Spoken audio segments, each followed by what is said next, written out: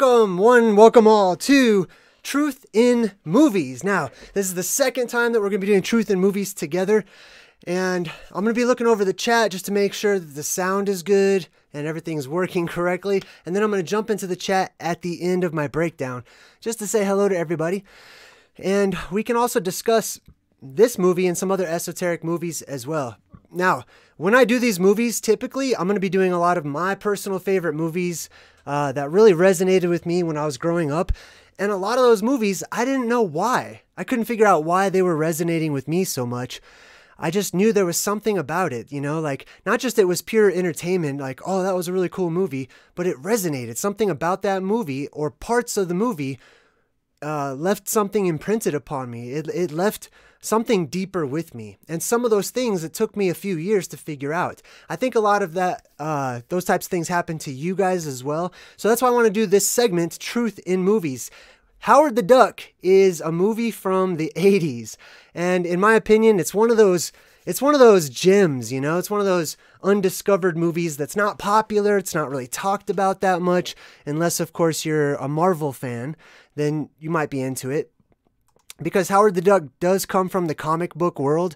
However, I'm not a big fan of, you know, the comic book style of Howard the Duck. The movie was much different, and that's why it wasn't well received by a lot of people, because this isn't the type of Howard the Duck that's the same in the comic books. But this is the one that we're going to be talking about today, the movie Howard the Duck. It was sort of a bomb in the movie theaters, and a lot of people haven't seen it. Those are the kinds of movies that I like the best.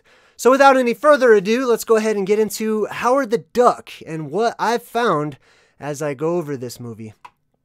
You're going to see a lot of plasma apocalypse symbolism. This whole movie is pretty much about the plasma apocalypse and some other related topics as well. Now, if you're new to my channel, for more on the plasma apocalypse, I have a whole playlist on it. Feel free to check it out to get caught up. Now you can see right here, this is obviously some fan art, but they do have the little 666 hand sign right there. And like I said many times, I'm not a big fan of that particular hand symbol being associated with pure evil or anything. I believe that all of these Illuminati symbols that we see all the time have a deeper truth to them. Now what individuals do with that truth is up to them, right? But he is throwing up the... That's what that means, by the way. This is just a swirly 666. That's just a swirly trifecta or perfected, going on forever. It's the rabbit hole, basically. And I'll talk to you guys about the rabbit hole as well. Now, the movie starts off brought to you by Universal. So you've seen this image a lot of times, right? It pops up all over the place. We see, yeah, the Earth comes into view from space. But when you really start looking at this, I just want to point out one thing. You can clearly see the Vesica Pisces that's been superimposed on top of the Earth here. Now, I've talked about the Vesica Pisces before, and its esoteric meaning when it comes to worlds colliding, or two different realities coming together, which is exactly what this whole movie is all about. Everything good in the chat? Sounds good? Everything's okay? All right, good. All right, so we've got Universal, we've got the Vesica Pisces. Do you see the two circles and how they're intersecting? That's the same thing as I talk about the Chanel logo, the DC logo. Many of these logos, typically the number 8 will be used esoterically. You just turn the number 8. You can turn it sideways or leave it right side up. It's still the two circles that are just touching or sometimes merging. And those are the two worlds that we're going to be really focusing on here. The movie starts off talking about Howard the Duck's world. And the narrator comes in and starts saying things like, in these galaxies, every possible reality exists. And what is reality on one world is mere fantasy on another. All is real and all is illusion here. I thought that was a beautiful way to put that, because I think that touches on reality, absolutely, that there are other worlds out there that are sort of our parallel world or a parallel Earth. Now, you're going to notice that they put the egg shape into Howard's world, right? Excuse me. Let me know if this sounds good. Sorry, I had to mute it because I don't like to cough in you guys' faces. But anyhow, we've got the egg symbolism. Now, you might just think, oh, well, he's a duck, so, you know, the egg. Of course, we're going to put the egg in there just to really emphasize the fact that he's a duck. Like, look at this guy. You don't need the egg to emphasize he's a duck. We know he's a duck, right? However, the reason they put that egg shape in there, it goes back to this Vesica Pisces symbol and the other worlds, the egg worlds. The reason it's portrayed as an egg is because the ancients of our world, according to our myths and our legends and various tribal cultures and traditions, they talk about, for example, the moon. The moon is talked about as being an egg that one day will crack open and hatch and give birth to, you know, different kinds of life. And Ricky Martinez says it's also a pear. That's right. It's pear-shaped world, right?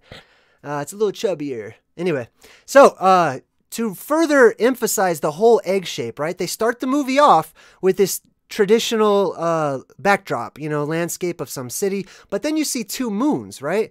And you're like, oh, wait a minute, two moons, I must be on another world. So they're giving you this otherworldly symbolism, and they're showing you the moon right after the egg shape. And like I said, ancient cultures thought that the moon was an egg. That's because, according to what I've been talking about with the plasma apocalypse, when you look up at the moon, you're seeing the ceiling of our sister world. You're seeing their dome, their sky, whatever people would like to call it.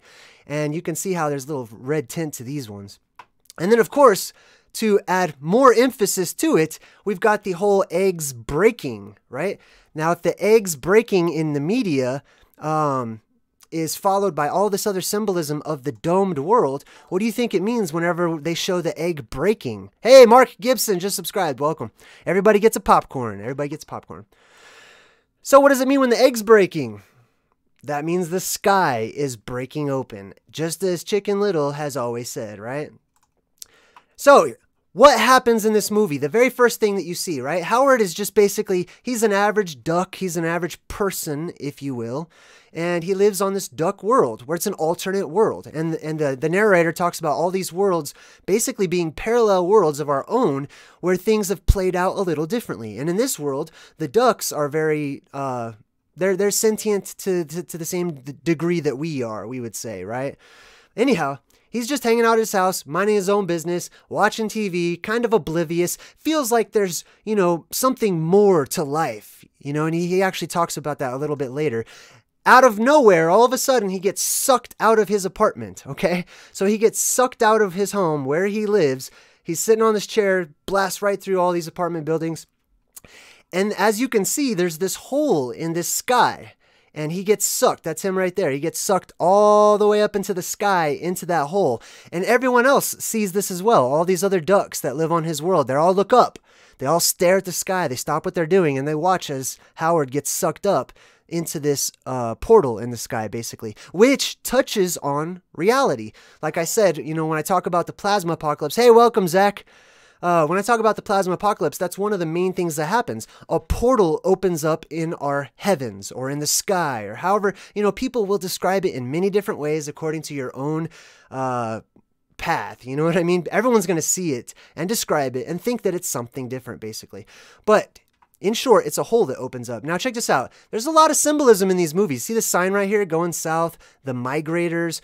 There's a lot of little clues in these movies that I found that seems like occasionally they speak right to the listener and they drop you some clues about what to do when the plasma apocalypse happens, which is to migrate. You see that? There's another migrate sticker right there on top of the Budweiser sticker. Budweiser and Pepsi are prevalent throughout this movie, clearly paid advertisements, but they don't just allow anything into a movie, right? They don't just say, oh, well, you know, we'll advertise anything for you. No. They advertise those products whose symbols represent the agenda or the story that they're really telling you, the esoteric side of it, right? The Budweiser symbolism is just the bow tie, basically, and the bow tie symbolism is the same as the DC symbolism or the Vesica Pisces, like I showed you in the beginning. It's the hourglass turned sideways. It's two worlds that meet in the middle.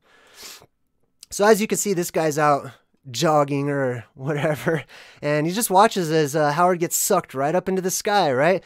Right there, this is right from the movie. There's Howard. He's getting sucked right up into this pink hole that opens up in the sky. That's because there's all this plasma up there above their world as well as above ours. That's what makes the fractalverse energized, basically, is this electromagnetic power that manifests in the form of plasma as well. Now, this picture right here, I saw that And Howard's way above the world. He looks down, and that's his little Duckburg or Duck City or whatnot. I thought that was an interesting shape for the city as well. A lot of these pictures are ones I took, by the way. When I sit down to watch these movies to break down with you guys, I'm literally sitting there with a notepad, and then I stop and I'll take a picture of my television sometimes, because this movie doesn't have a lot of images on the internet to find, really. So Howard looks back down at his world, and I thought that was an interesting shape to his world. It almost kind of looks like it's divided by these bridges right here, and it almost kind of reminded me of like the North Pole, how it used to be represented on maps. Anyhow, as Howard gets sucked up, they zoom out into space, and you can see the plasma beam, you know, going down over his planet. This is real. These right here, these plasma beams are above our world. Academics has already discovered it. They've posted articles about it on the internet. You can read about the plasma tubes up there beyond our world.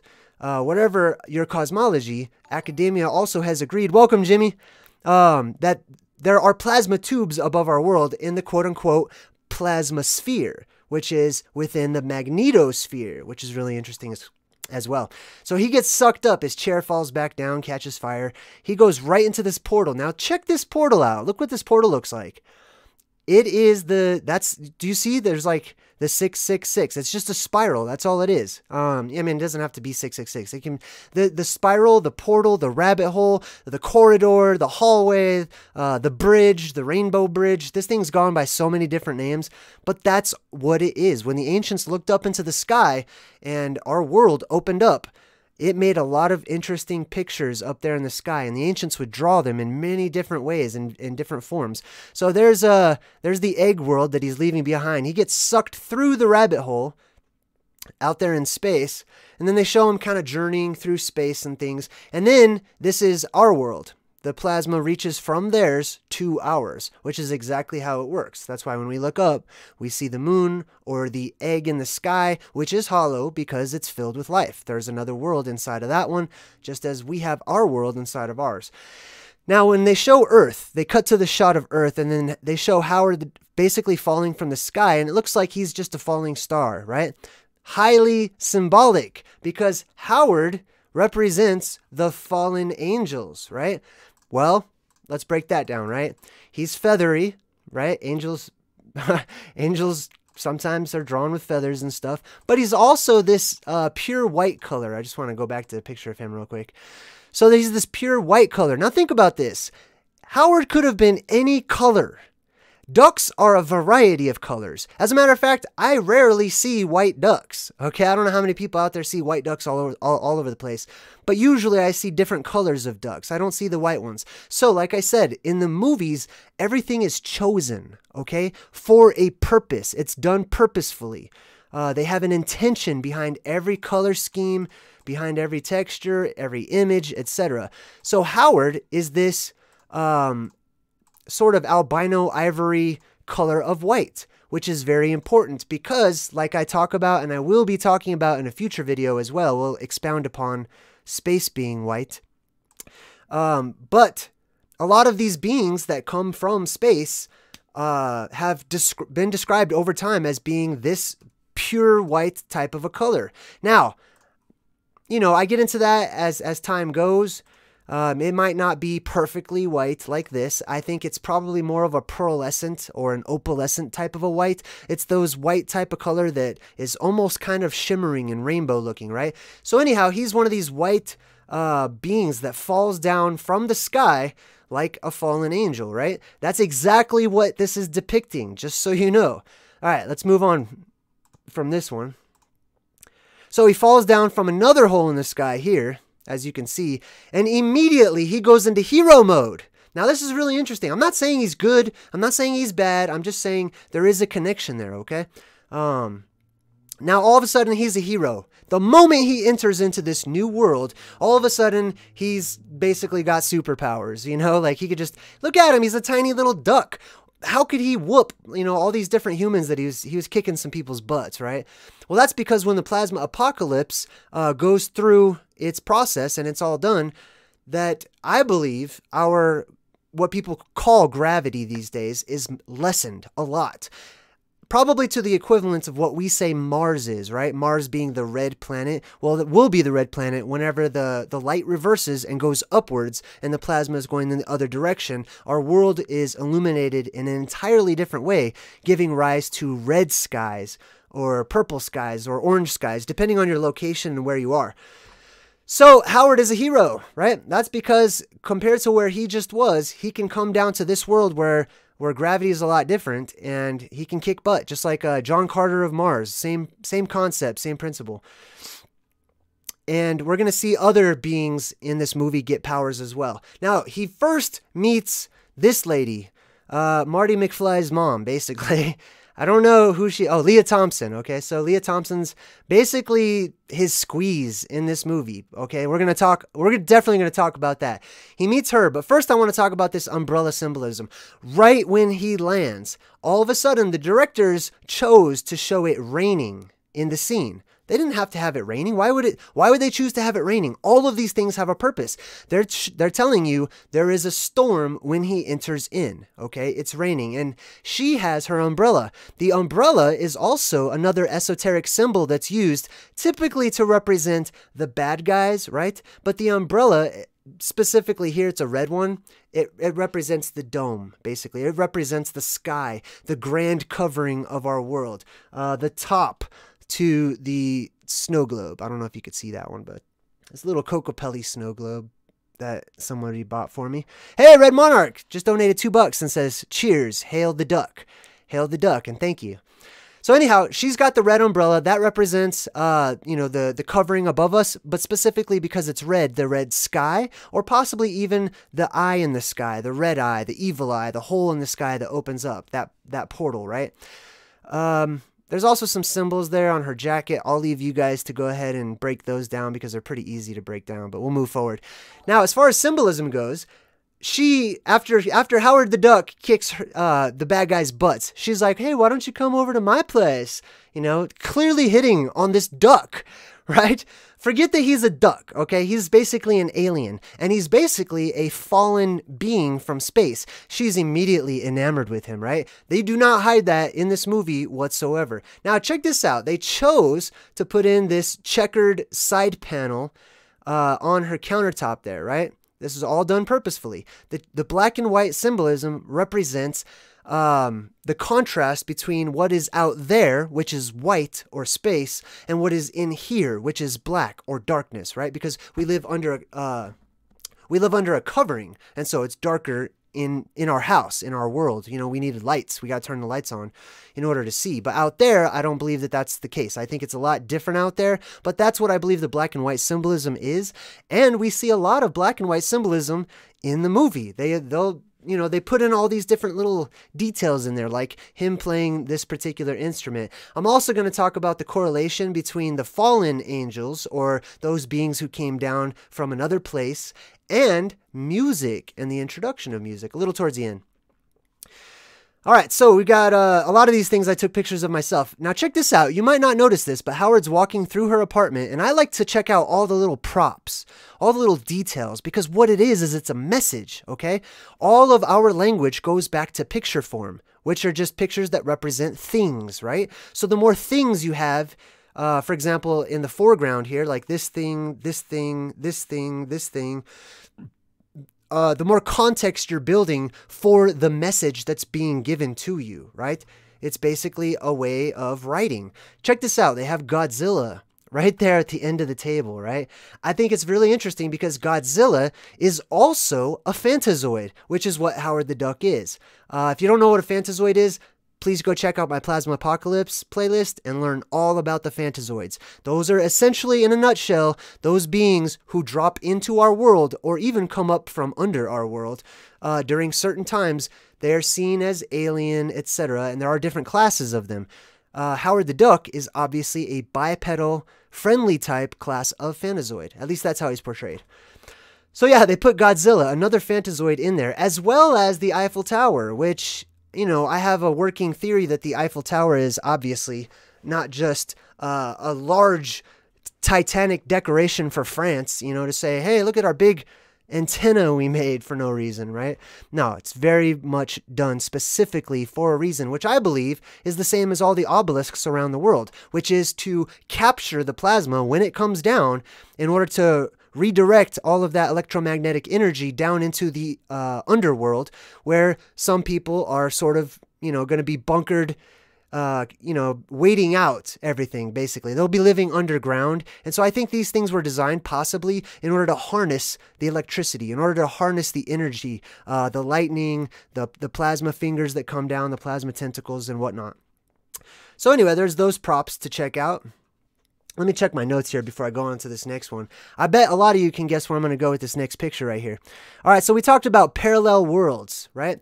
Of course, I absolutely think there are parallel worlds out there. Not just worlds, but worlds that are very much similar to our world. It's just that they have an entirely different set of circumstances, and each world represents something to be learned, some sort of a purpose, some sort of a goal, right? And not every world is going to have the same goal, the same purpose, etc. Now, there's also, within the comic book universe, there's the concept of a multiverse where there are other worlds and people can talk to animals. This is another thing that's going to happen during the plasma apocalypse. Right now, we've got this sort of veil between us and the animal world, which really sucks. I think it sucks. But it's really fun because of the times we live in. Now we can learn to start talking to the animals once more. That's something that this movie is subtly telling you that we just accept when we watch it. It's absolutely abnormal. However, it should be normal. We should be able to communicate with animals, not through English, not through language, but through telepathy, through feeling, Same thing you do when you're really close to one of your pets at home, you communicate to those pets and they communicate to you through body language, through feeling, through mental imagery and vibrations. And I believe that that's going to be strengthened during and after the plasma apocalypse so that we can understand and communicate with the animals and vice versa, which will probably, in my opinion, lead to a lot of people deciding not to eat animals. Not a lot of people eat things that they can communicate with, right? Anyhow, let me check my notes, make sure I'm all caught up. Howard's oblivious. He's just watching TV. He wishes for something better in life. Oh, there was a huge earthquake, too, back on Duck Planet, right? That's also something that's going to happen during the plasma apocalypse. Lots of huge earthquakes. There's the hole in the sky. All the other ducks look up. He's pulled through. He immediately becomes a hero when he lands on Earth. Hey, Red Monarch just funded $2. Thank you for the donation, Red Monarch. And says, the tower is a... Look, I have a big C. Johnson. Sorry, I don't know what that means, but thank you. I appreciate the maybe you could explain it better, but I appreciate it. Thank you. All right, so let's continue on here. I think I pretty much covered everything on my notes so far. Howard feels he has a special destiny. Let me talk about that real quick before we move on. He feels like he has some sort of special destiny, and you're going to see this a lot throughout many of these movies, where one of the main characters is sort of an average Joe or average Jane, an average person, but they let it be known throughout the movie that they feel like there's something more. They were meant for something so much more to this than life, than the same old. That's what Howard was doing, right? This event happens, and all of a sudden, it's serious importance casted upon him because of, he's got these powers when he lands in this new world. Hey, thanks for the donation, Plainview.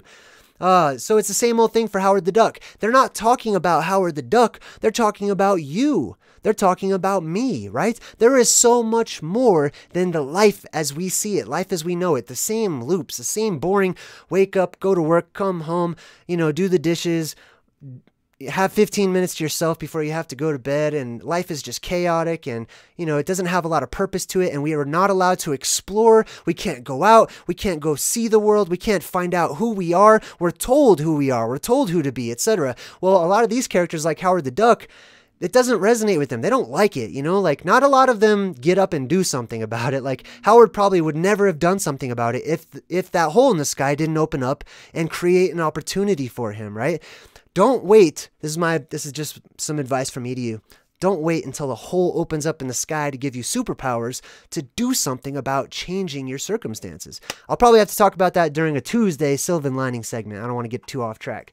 All right, let's get back to, Oh yeah, that'll be interesting. All right, so he opens up his wallet, right? They zoom in on his wallet. Immediately, I freeze it. I'm like, whoa, all this stuff is important. Let's check it out. Check this out.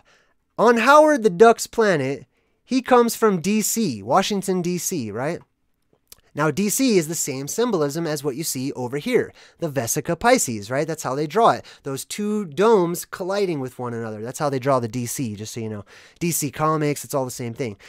He's got this card, which is, I don't know what kind of, some credit card. I forgot what it's called.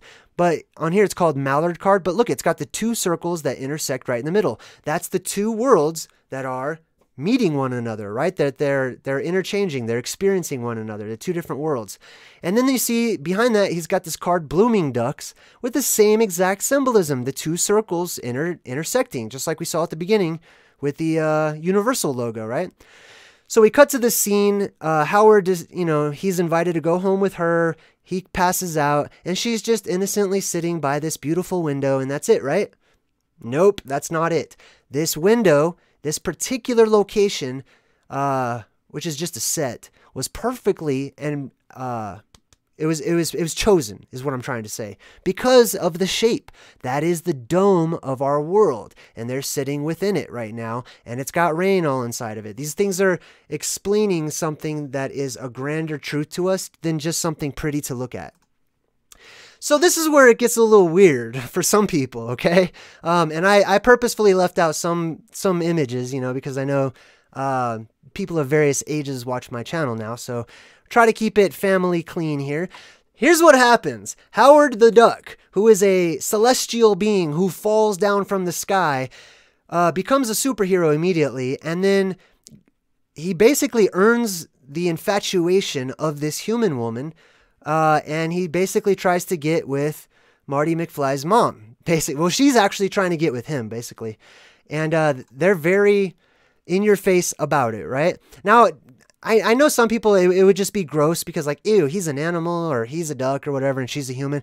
But look at the deeper implication. This is straight from the Bible. This is Genesis chapter 6, where the sons of God came down and they saw the daughters of men, that they were beautiful, and they decided to marry as many of them as they wanted, etc., and have babies with them, right? That's exactly what they're showing you. You see, these movies only take the history that's already happened, right? All the same things that are cyclical over and over and over. And those people who have contained the knowledge and retained the knowledge and kept the knowledge, all they have to do is just tell the stories. All they have to do is just share their knowledge. Imagine this. Imagine if you had a time machine and you could go back a few hundred years, right?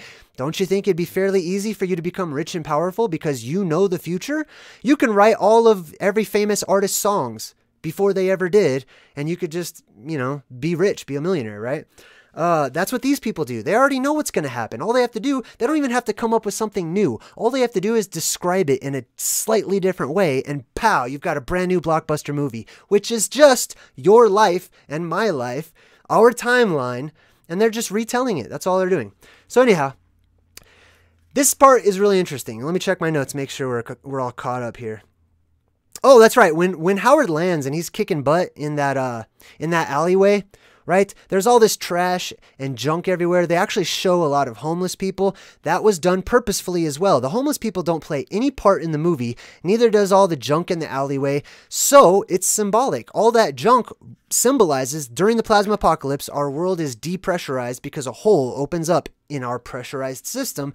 A lot of stuff gets sucked up and out. However, it doesn't last forever. It lasts for a very short amount of time. And the stuff that doesn't make it naturally falls back down to our world, giving us the cargo cult mentality.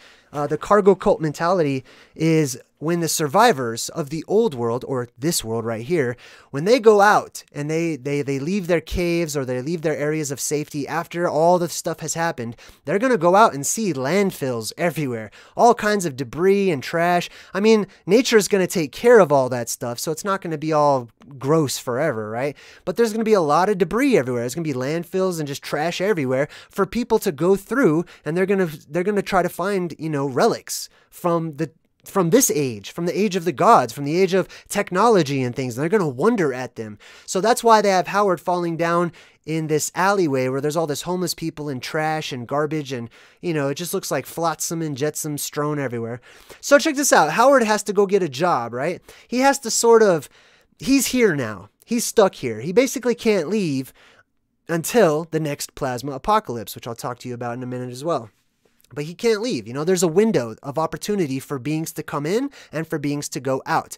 So Howard the Duck is here and he has to get a job. So he goes and gets a job at this massage parlor. Now check this out. I'm going to show you a few of these. First of all, you've got the red light symbolism. Always an indication of the red sky as it will be during and after the plasma apocalypse, when we will go into the quote-unquote golden age once more. So this is the red sky. And just to further confirm that that's what that means, this neon sign right here says Nirvana. And it's pointing up this way, right? Red sky, red lights, Nirvana, etc. Howard the Duck gets this job here. Obviously, there's a lot of, you know, what people would refer to as fornication happening. This one says lava and love. That's interesting. Anyhow, so as you can see, there's all this steam.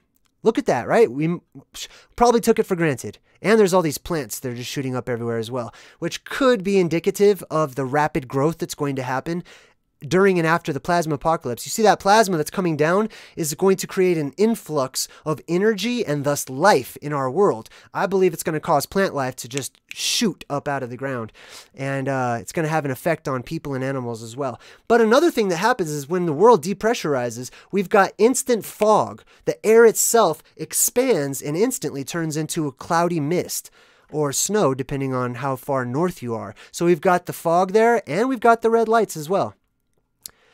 Let's see here. So, the door was number 6. I thought that was interesting, you know. Obviously, the number 6 or the 9, either one, they're always used to represent the spiral. And the spiral is used to represent the rabbit hole, the vortex, the Einstein-Rosen bridge, you know, Doctor Who's tunnel, whatever that is, the rabbit hole, everything else. So, he goes in there. There's this, you know, he actually gets knocked into this hot tub, right? And you might look at this and say, what could you possibly break down about this? You already said the red sky, right? Well, he's in this hot tub. Haven't we seen hot tubs associated with like time travel or going from one world to another type of a thing, right? Going through the waters in order to get to some other world, just like Peter Pan and so many other stories. Well, this is the hot tub time machine. That's exactly what it is. This is our world, in case you were wondering. The hot tub represents our world, like a bowl that's filled with water. Now, when the plasma apocalypse comes, when the end of the world happens, many different myths and legends have all pointed to different indicators, different things that different cultures saw as they witnessed the end of the world, right? So many different cultures actually talked about the oceans boiling, believe it or not. Now, are the oceans really boiling because they're hot? Because that's what we're used to, and that's why that sounds so ridiculous, right? How could the oceans ever boil, right? Well, during the plasma apocalypse, you got to think about 2 things. Number 1, the world is going to be depressurized. So whenever you have a lower pressure, water can boil at, you know, way lower temperatures. So it's not really that far of a stretch. So it's easy for water to boil at lower pressures, I should say. The other thing is that you're going to have all these earthquakes and stuff. The ground's going to be splitting open, and there's going to be a lot of stuff coming up from the ground itself, possibly even fresh, brand new air that's just coming right up out of the earth itself. I'll talk about that during another video, but that was also hinted at in our last movie that we watched and we broke down, Total Recall, remember? All right, let's move forward. Now, this is in the same place, right? But this is really interesting. This is in the same little massage parlor. He knocks this guy into the mud. This guy's a bad guy, for all intents and purposes, okay? This is Howard's boss, okay? And I know a lot of you guys wish you could push your boss into some mud as well. But he knocks his boss into the mud bath, and that's really interesting, right? Because they chose that scene on purpose. It didn't have to be a mud bath. They could have just knocked him into the water and it would have had the same effect, right? But no, they knock the bad guy and they drown him in mud, basically, right? That is the mud floods. that happen. Our world, when there's all this earthquakes and things during the plasma apocalypse, the earth is shaking, it causes liquefaction, and it causes the water to rise up from the ground and for the heavier things to sink down, basically creating mud all over the place. Wherever there's not bedrock, there's going to be a lot of mud all over the place. And a lot of the ancient stories talk about how when the gods battled the Titans, that one of the reasons why the Titans lost is because they were stuck in so much mud. There was so much mud everywhere, right? They just started getting stuck in the mud itself. But yeah, a very muddy place is what our world essentially turns into for a short amount of time, because, you know, it all fixes itself very quickly. But I thought that was interesting. Another thing to point out is the color schemes in movies. For example, we were talking about the red, right? They put all these red lights everywhere purposefully. Remember, that's just a set. That's probably not even a real place. It's just a set that they made. So they put those red lights in there. Could have been any color of lights. They purposefully associate certain lights with certain things. The red lights typically indicate danger or warning, or perhaps something of fantastic nature or fantasy, right? That's why you have the red light district in lots of these movies. As a matter of fact, if you pay close attention, you'll start to be able to break down for yourself the symbolism of these brothels that they have in a lot of these movies. Many of these really classic movies, they have some sort of a brothel scene in there as well. You know, we'll talk about that another time. So anyhow, he goes to this place right here, and it's called the Box. Look at that. The Box. I thought that was really interesting. Cherry Bomb, New Blue Box Boys, or New Box and Blue Boys, right? Well, the Box, I think, possibly could be symbolic for our world, even though we may not live in an actual cubicle box, but we live inside of an enclosure or a box structure, right? Which I believe that's where we get the whole Jack in the Box symbolism, right? Or Jack and the Beanstalk. I'm probably going to do a video about Jack and who Jack is as well in the future. But he goes to the box and it says Cherry Bomb, New Box, so a new world, right? Blue Boys. Well, weren't the ancient gods depicted as being quite blue at times? I believe they were. Let's see here. So I forget what's happening here. Oh yeah, this is like the girl's manager. She's a rock star or something. Oh, I wanted to point out his shirt. That's right. More black and white checkered symbolism, right? So the white is space, or what we call space, right? And then the black is the inside of the living realms, which is where we live right now. So that's more black and white symbolism there. He has got little snakes on his jacket there. I think that's why I took that particular picture. Let me check my notes real quick, make sure I'm on track. All right, we talked about the red lights, the fog, the mud. Oh, this is really interesting too. Howard actually meets some kids and he calls them mutants, right? Which you might think is just some one-off comment like, oh, you mutants or whatever. But they chose to have Howard call regular human children mutants in this movie for a particular reason. And I believe there are going to be quote-unquote mutants when we go into this new world. When people have, some people will develop certain powers and abilities, and they will be considered the mutants of the new world. So he did add that little comment in there. Let's see what else. I'm just checking the notes. Let's see. The dome window we talked about. Oh, he does go to this college campus. She takes him, right? Marty McFly's mom takes him to this college campus to talk to the doctors immediately, right? And the doctor just wants to like dissect him and take him apart and all these weird things. And he's like, whoa, man, like, I'm a living, breathing being just like you. Who are you talking to? Which is really interesting because remember, he is an animal.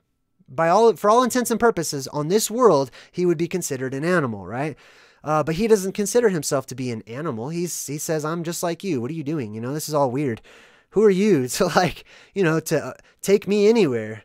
Just because I come from somewhere else. It's weird. It's a strange concept to him. Another thing is when the doctor is talking to him, he starts going over like all this evolutionary chart of how the humans evolved and stuff.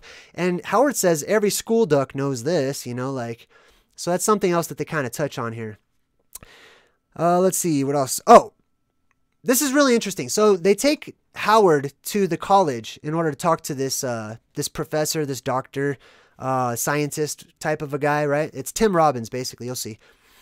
And Tim Robbins works in the department that's in charge of researching paleontology and the study of marine life.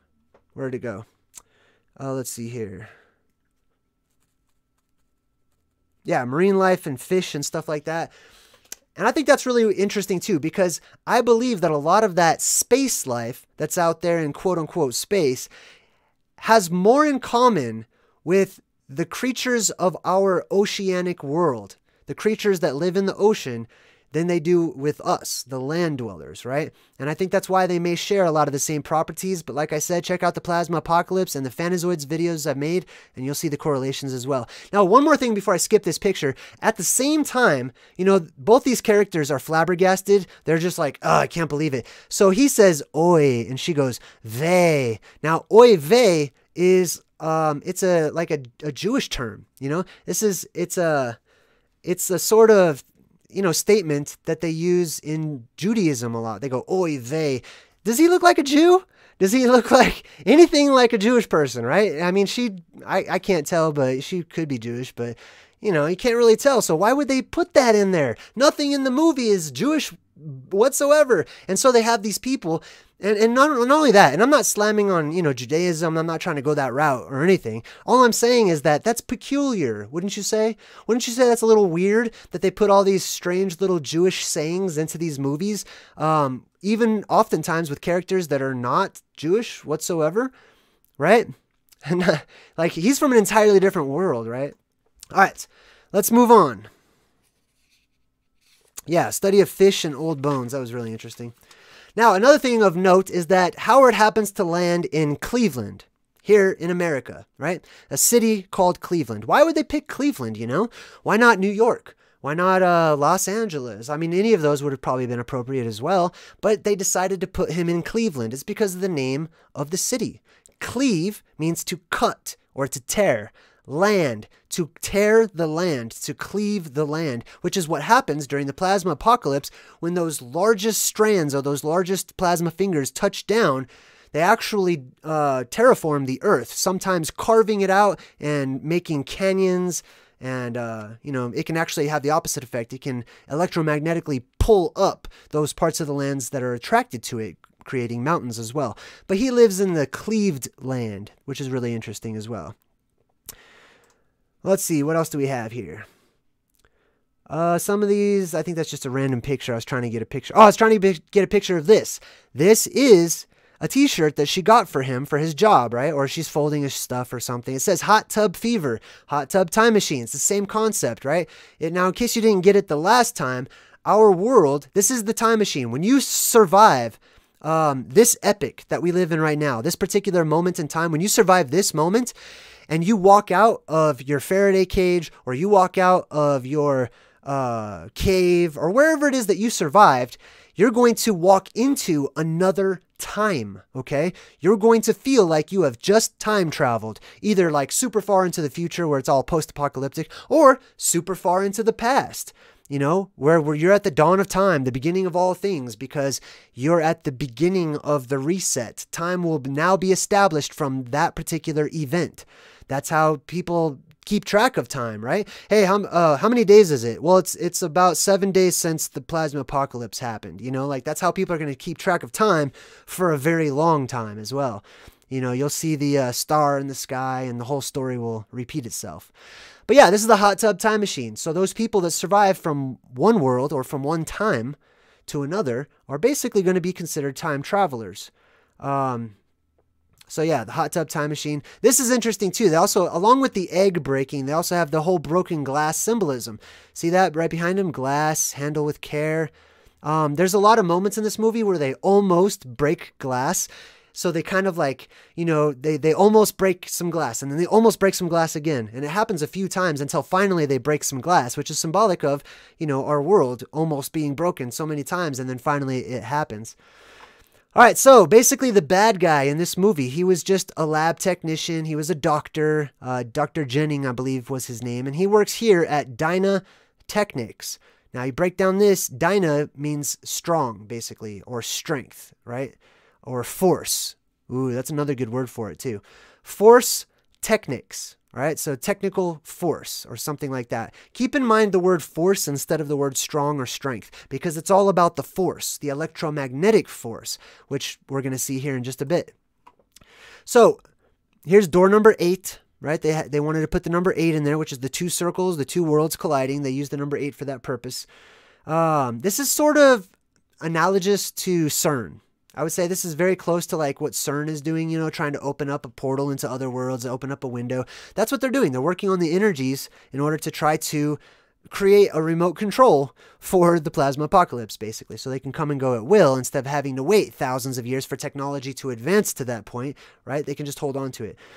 So anyhow, here's what's happening. At the laboratory, this is the same laboratory that sucked in the movie, that created that laser beam or that plasma beam that went into Howard's world, and they turned it on a second time, and another being came down.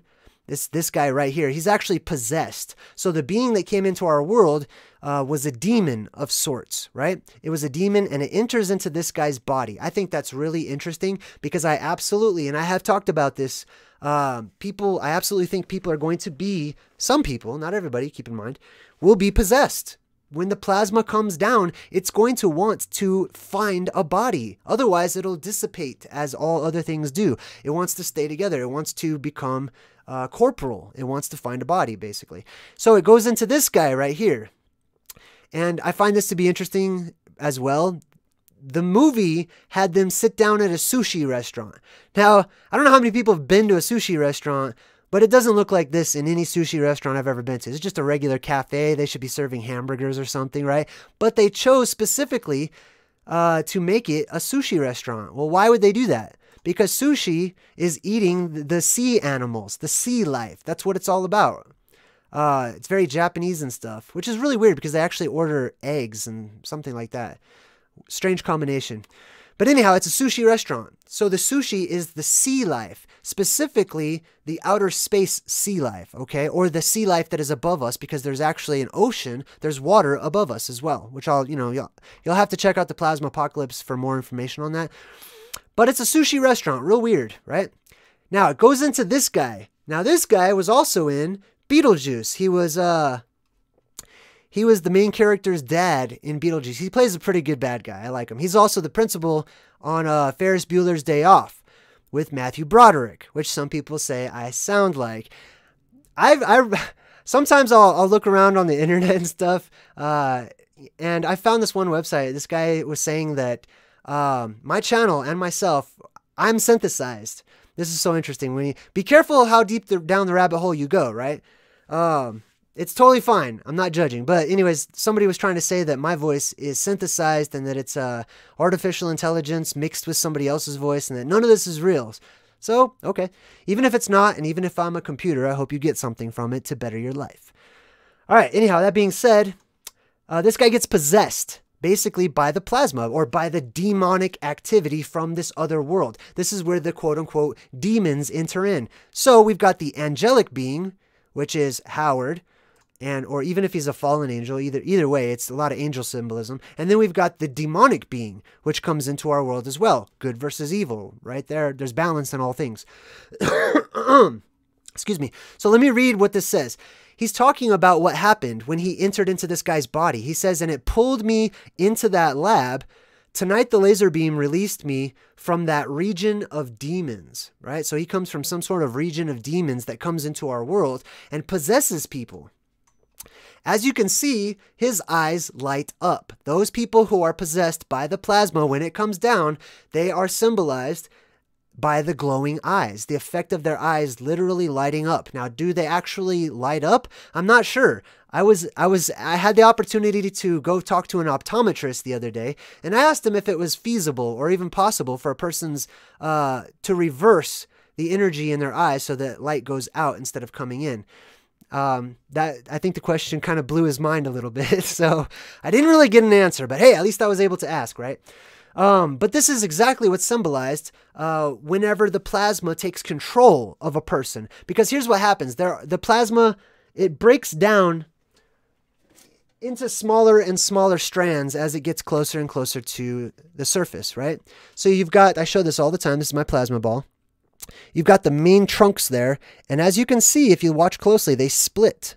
They split into two more trunks, and then as you get even closer to the bottom, they split into like little fingers, little hand shapes, and I'm sure that those ones would split as well.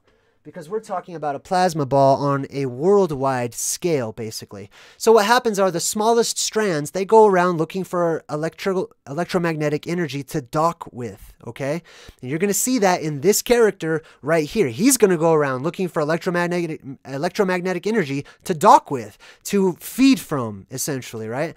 So his eyes glow, and this is what happens in all the movies, Brightburn we talked about, video games, they always show them. Typically, they actually have red eyes, but the color of their eyes will sometimes reveal a little bit more than that. There's the red eyes right there, right?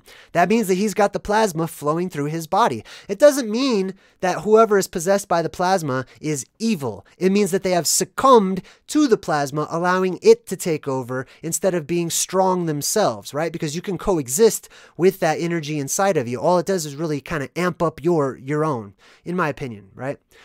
But anyway, this guy definitely succumbs to the purpose of the plasma. What's the purpose of the plasma when it comes down? Well, we're talking about the apocalypse. The purpose is to destroy everything, right? Or you could look at it neutrally. The purpose is to clean everything, right? It's not going to come down here and look for all the brightest and best and most beautiful beings it's ever seen. No, man, the plasma can probably read a person's aura quite clearly, right? It is an electromagnetic force, and you are an electromagnetic force. Your brain especially has electromagnetism, and it's going to try to dock with your brain. Okay, I talk about this in many of my other videos. I don't want to get off on a tangent right now, but that's why some people get possessed, okay? It basically docks to the brain, it uploads the experience or the information, and now it lives alongside or with that person. And this concept is also repeated in various sci-fi shows and fantasy movies, you know, Star Trek and things like that. So check this out. This guy has powers of electricity now. This is his power, right? At first he didn't really have much, then his eyes start to glow, then all of a sudden he's able to like shock things. You see this component. It's not just, you know, like, oh, he's got the dark side or he's magical or whatever. It's electricity every time. Whenever these powers, it all revolves around the electromagnetic force that is just being trusted in and used by these beings who have a lot of it inside of them, right? So he uses the electromagnetic force in order to move things. And that's exactly what's going to happen. Some people are going to have telekinesis, right? The ability to move things with their mind, because honestly, their aura or their electromagnetic field can simply just reach out and attract certain things, or possibly even repel certain things. Same thing as in Star Wars. You get your force push or your force pull or whatever, you know. Okay, so, you know, he's getting worse as time goes on. He's super possessed, and he's not looking too great. Actually, he kind of looks like a zombie, which I have talked about in some of my other videos as well. He says, yes, soon the dark, or let me see if I can do the voice. He goes, yes, soon the dark overlords will engulf the earth. That's how he sounds. It's so funny. Anyway, so he's very much on board with the plasma apocalypse. The plasma comes in and it wants to engulf the earth. That's what he's doing. He is a helper. I forgot what they're called. You know how like vampires will recruit human beings. You know, they're not quite vampires, but that's what he is basically. He's like a consort of the plasma. All right, so let's go to this next one. Who is this? Is that Whitaker? Forrest Whitaker? That dude, I don't know if that's Forrest Whitaker. I just saw that. It looks like Forrest Whitaker. It's interesting. That guy's in some deep movies. But anyhow, so they grab him and they put him down because remember, this is a sushi restaurant. So they're just going to cut him up. They're going to cut Howard the Duck up and eat him in the sushi restaurant because, you know, I don't know what happened, but there was this problem at the table or what. This is ridiculous. They're going to go cut him up. That's exactly the kind of mentality we live in right now, right? We live in this world. By the way, check out the headband. Do I have a picture of the headband that they wear? Hold on. Let me see if I have a picture. Nope. Okay. We'll get to all this stuff. This is all good stuff. But the headband they wear is that sort of Karate Kid, setting sun, Japanese look. I swore I had a picture of it. I guess not.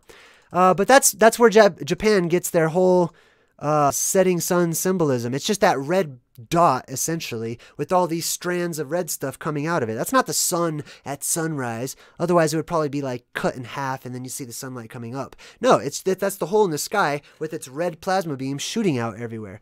That's where that comes from. So they're going to put him down and eat him. They're going to cut him up into pieces. He is a living breathing, sentient being that has emotions and feelings, etc. But all they see is an animal. Sound familiar? Yes, it does. All right, let's not harp on that too much. So this guy's getting infused with plasma, so much so that his hair is starting to stand on end. Do you see that? This might be the reason why so many of the mad scientists have that sort of hair that just sticks out. They, it's very unkempt. They don't seem to care about their hair. It's not because they don't care about themselves, although the further along one goes in your wizarding experience, okay, the less you become interested in pleasing other people, the less you care about the elven standard of beauty. Okay, so I will say that much, because if I were to take this hat off, my hair would probably be ridiculous as well. But I think this has everything to do with the electromagnetics, it's definitely having an effect on this guy. And of course he's glowing, plasma colors as well. Okay, so check this out. This is back in the cafeteria scene, right? In the hamburger place that's a sushi bar for some reason. So this guy stands up and all the electronics are going nuts all the way around him, which is what we see happening. When they show you the alien movies and wherever the aliens are, the electronics start really freaking out and appliances kind of come to life by themselves and light bulbs burst and stuff. Well, that's because there is an influx of electromagnetic activity, right? It's not just because alien beings and poltergeists and ghosts, that they can just control electronics because they took classes in the afterlife or something. No, man, it's all electromagnetics, and that's how they symbolize it. This guy has an influx of electromagnetics running and coursing throughout his body, right? He even there's this real quick part where they show fire coming out of his eyes. Now, I took a picture of this. I thought it was really interesting because this reminded me of a part in the Bible. Whenever the end of the world is happening in the book of Revelation, it says that there were these two witnesses that came down from heaven, essentially, and shot fire out of their eyes. So that's what I thought of whenever I saw this particular thing here. Now check them out. Not only do the eyes glow, like Superman and so many other alien beings that come from other worlds, but he can use the Force, right? Now, whether or not it's the dark side of the Force or the light side, all depends on what's happening in here, what you're doing with it, your intentions, right? Your energy in particular. So he goes on, he's basically saving Howard the Duck with his newfound powers that he has that are getting stronger by the moment. And then he looks over at Howard, he points his hand at him, he sort of snarls a little bit, and where is it? Well, he's basically fighting everybody with electricity at this point. Oh yeah, he picks Howard up, okay? Now, not just Howard, he makes all kinds of stuff in the cafe levitate. It just floats up in the air. Remember, this guy right here represents the plasma apocalypse, right? Not one person, not one energy, not a group of beings in particular, but at the highest level, he represents the event itself. The event itself, you will see lightning shooting out from fingertips, which are the plasma fingertips that come down. And you will see things float as we go from 0G or from 5G. I messed it up. Dang it. From 5G to 0G. I like that. Anyway, yeah, there won't be any force pushing or pulling on anything during the neutral point of the polar flip there. So everything floats for a little bit. And if the world is depressurized at the same time, those things that are floating outside naturally get sucked up and out. But Howard's inside, so he just floats and he stays right there. So he's floating.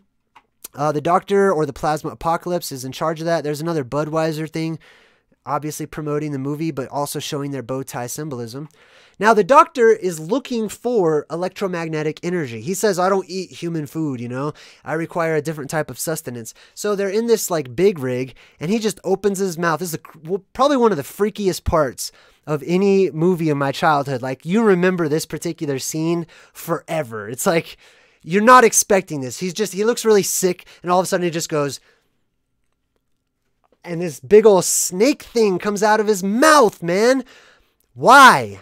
Because there's something true to this. As horrifying and scary as this actually might be, we see this concept a lot. There's this alien creature that is living inside this guy. Not just the plasma. Okay, those are two separate things. He does have the plasma, right? Which represents his being possessed, okay? But aside from the plasma, there's a physical element as well. This sort of maybe disease or sickness or something, this otherworldly creature that acts like a parasite that gets inside of him. Now, I talked about, you know, speculations that I have about this, but it might be that when the Fantazoids enter into our world, some of them, I believe, specifically the locust class predator type Fantazoids, might actually have some sort of virus or something inside of them that when they bite people, something could grow inside of you and incubate and then start popping out of a living person's body, just like in the movie The Thing.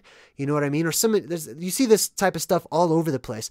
Anyhow, this otherworldly Fantazoid is growing inside of him, basically as a parasite, and it craves electronics. It craves the electromagnetic energy. So he sticks his tongue that has a little fingernail at the end of it there, little claw on the end of the tongue, right?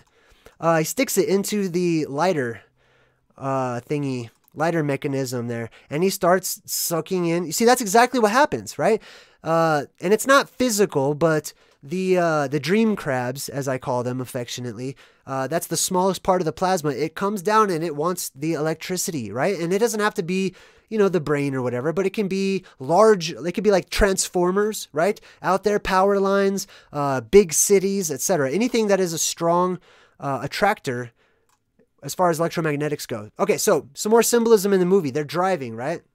Let me make sure, I'm going to check my notes after this one. But they highlight this particular truck that was right in front of them. They highlight it twice. And I said, that's really interesting because there's a lot of Pepsi symbolism and there's a lot of two circle symbolism and two worlds colliding symbolism, etc. And I also pointed out the Pepsi. I started looking at the Pepsi logo, and if you turn the Pepsi can upside down, well, now it kind of actually resembles plasma that is coming in flux around our world, all the way around, right? And this is the ice dome right here, and this are the waters above, etc. It's exactly what it looks like to me, but that's just me. But this is the exact same thing right here. You've got these two circles, one right next to another. One of them is red, one of them is blue, and there's an arrow going from the blue circle to the red circle. What could that possibly mean, right? Well, it could mean that they're showing you a transition from the blue sky to the red sky, or from one world to another world. Now check this out. They pull him over, right? He's clearly, he's just going nuts. He's going full on, what do you call it? Mad scientist, basically, right? And they pull him over. The cops pull him over in his big rig, and he says, "Hey, Jack." And the guy says, "I am not Jack." They made a point for him to say, "I am not Jack." Right? Jack is not cool according to this particular race of fallen beings. They don't like Jack, whoever Jack is. And you'll see that throughout a lot of our symbolism. Jack and the Beanstalk is one of the main Jacks that comes to mind. All that imagery of the human type or the native type versus the titanic type, right? It goes back to that war between the gods and the Titans. He says, "I am not Jack." That's insulting to him. That's an insult to call him Jack. I wonder why, right? Because he's better than Jack, whoever Jack is. I'll let you guys think about that one until the next time I talk about who Jack is. So yeah, he's like, "I am not Jack." And then he electrocutes this guy with some green plasma with his eyes turning red right there. And the guy gets struck by the plasma. You're going to see this a lot as well. People that are getting like electrified or hit by the plasma beams, which is what happens. So just pretend like it just looks like this coming from the sky as opposed to coming from some old guy inside of a truck. So yeah, he starts glowing red. He absolutely represents the plasma apocalypse, starts going around shocking people, various people. His eyes light up. The cop is like, "Let's get out of here." And then he's in this big rig and this blue light. You see how it's that white baby blue, very, very bright light blue color? That is also a symbol that goes right along with the plasma apocalypse. That is what comes straight down, or possibly even straight up, from the very middle of our world, okay? That's the main tree of life. That's the trunk. That's the main thing that people will see, and it's going to look like a tractor beam, basically. A lot of people, you know, to some people, they'll look up, see a blue light coming down from the sky, see a bunch of stuff getting sucked up, and they're going to think there's a huge mothership out there and aliens are abducting people. And they'll be close. That's not exactly how I tell it, but you know, people can believe and tell the story however they like to, because you're all authors in your choose your own adventure. So anyhow, yeah, the blue light shoots out. Now this is the machine that they use in order to make that that laser shoot from our world to Howard's world, or all those other worlds, right? And I took a picture of this machine because it also has this sort of eyeball look to it. It looks a lot like CERN, you know. Kelly Kaysen says, "This is crazy." I know, isn't it crazy? I love it. I love it. That's why I want to do these segments and break down these movies. So check this out. The Doc and Howard, they end up going back to this, the source, back to this origin. They have this big climactic battle, right? And Howard is trying to use plasma basically against the Doctor. And the Doctor's shooting him with plasma. There's this huge war going on. And he shoots out his plasma. Look at him. He looks like he's turning into an animal, in my personal opinion. And I'm going to save that for another video. But yes, we're definitely going to do a people turning into animals video, possibly. All right, so anyhow, there's the Doc up there. He's getting ready to charge up. His hair is all over the place because of the electromagnetics. Same thing as Spider-Man. Spider-Man's hair, whoosh, it shoots up, you know, because of electromagnetics. He's got his spidey senses. Now, here's another element of the plasma apocalypse. This guy opens his mouth and all this wind blows everything away, right? He's got this ability to create supersonic wind speeds, just like Mothra in the new Godzilla movie, just like Superman can just, and he blows all the wind everywhere, right? This is what happens when you have depressurization and a hole opening up in the sky, is it creates a world storm, okay? Like a giant hurricane that just reaches everywhere, and it's going to be very, very windy for a little while. So that's really all that's some more symbolism of the plasma apocalypse. It's actually pushing Howard back right here in this particular scene. And he says, "Oh, talk about bad breath." See, that's why I like this Howard as opposed to like the comic book version. The comic version's very depressed and very cynical and just like, I don't know. I don't really like the comic version of Howard the Duck. I like the movie version because they put like an element of like hope and humanity and happiness into this guy. I like it a lot better. But that's my personal opinion. All right, so here's the Doc. He's clearly full of plasma. He's charging up. Puts his arms out to the side, which is going to be another symbol of the plasma as well, right? So, for example, think about that blue beam, which is Project Bluebeam, by the way. I'll talk about that another time as well. The blue beam shoots up or possibly comes down from the sky. It remains like a thick, strong trunk of plasma and light coming straight down from the middle of our world. And what happens is, I believe, this is possible, that when that beam does that, if it shoots up, it possibly could be what causes the hole, okay? If the blue beam comes up from the center of our world, we'll just say possibly, right? It's going to hit the dome. When it hits the dome, it's going to spread out, creating a T shape or possibly a cross shape when it does finally make it out, right? And possibly there are two levels to our atmosphere. There's this level, and then there's a level above us where gravity flips, right? So it's possible that when that light goes up, it might spread out during that first level where the gravity flips in the upper sky, and then spread out again to make a double cross on its way up as it hits the dome. So the whole cross symbolism or the double cross, all that type of stuff, I don't see it as, you know, I know some people see it as evil or satanic or whatever, but I just think it's just something natural that people see, and they correlate, you know, different things with those images that have been seen in our sky in the past. Okay, so here's another image. His eyes light up once again. This is just like in the book of Enoch, whenever they talk about Noah being born, right? Noah was born, and he was this pure white type of a being, and his father was like, "Oh my God, this is irregular. Like, none of the humans are this color of white. This is strange." And then it says that Noah's eyes lit up the entire room. And then Noah's father took him to his grandfather, and he's like, "He looks a lot like the angels. So what should we do about that?" Right? And Noah's dad is like, let's not tell anybody," basically. I'm totally paraphrasing, but that's kind of what happens. That's because the terrestrial natives of the land followed suit. Remember, I said there's the black and white checkers that represent the inside and the outside being space or the white area, the inside being darkness or covering, which is black, right? And that's what it's symbolized by. So the native people of the land follow suit with that particular color. The people who are not native to the land, or at least not in, recently native to the land, they follow suit to that color. And of course, there's going to be a lot of nuances in there.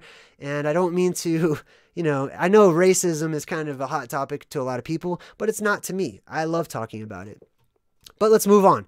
This guy is just full on plasma apocalypse mode, shooting out lightning all over the place. This can happen. I think that people will be able to, I don't know if this is like a cartoonified version of what types of powers people can have, but it definitely is something that represents something of sustenance, something that is important, and there's a reality and a truth behind it. Now check this out. You've got the dock and you've got the duck. The dock and the duck are fighting each other, red versus blue. That's what it is. It's always red versus blue. You know why? Because it's Mars and Earth, okay? It's the red world and the blue world. It's the red sky and the blue sky. That's always going to be what the symbolism is. If you combine them both, you'll have purple, okay? Which is a combination of where the two worlds meet, all right? Now, that's not a very good picture of it, but let me go to the skip ahead here. The doctor turns into that thing right there. That is absolutely 100% a confirmed Fantazoid, okay? Those are those creatures from the fractalverse, okay, which is a part of our world, all right, where we live. We live in the basically, I'm going to break it down real simply, okay? You have the mesoverse, which is our world. It's our whole reality the way that we are used to it here.